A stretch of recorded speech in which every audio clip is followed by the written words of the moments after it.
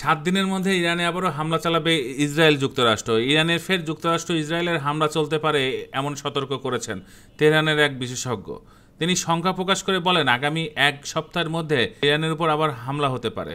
সোমবার Iran international live প্রতিবেদনে এই তথ্য জানানো হয়েছে। রোববার ইরানের রাষ্ট্রীয় টেলিভিশন তেহরান বিশ্ববিদ্যালয়ের রাষ্ট্রবিজ্ঞান অনুষদের প্রধান ইব্রাহিম মোত্তাকি বলেন, বর্তমানে যুদ্ধবিরোধী ইসরায়েল ও আমেরিকা সংঘবদ্ধ হওয়ার জন্য সংক্ষিপ্ত সময়কাল মাত্র এবং তারা শীঘ্রই ইরানের তাদের আক্রমণ পুনরায় শুরু করবে।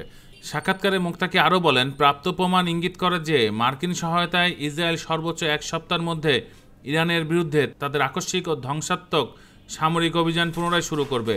ইসরায়েল ও যুক্তরাষ্ট্র এই যুদ্ধবিরতিতে তাদের নিজস্ব সামরিক সক্ষমতা পুনরায় এবং সার্বভৌম করার একটি উপায় হিসেবে দেখে বলে সতর্ক করেছেন ইরানের এই বিশেষজ্ঞ।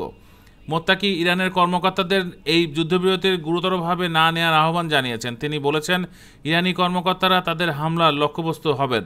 টানা 12 দিনের সংঘাত শেষে গত 24শে জুন ইরান ও ইসরায়েলের মধ্যে যুদ্ধবিরতি হয়েছে। তবে যে কোনো সময় এই যুদ্ধবিরতি ভেঙে যেতে পারে বলে আশঙ্কা বিশেষজ্ঞদের।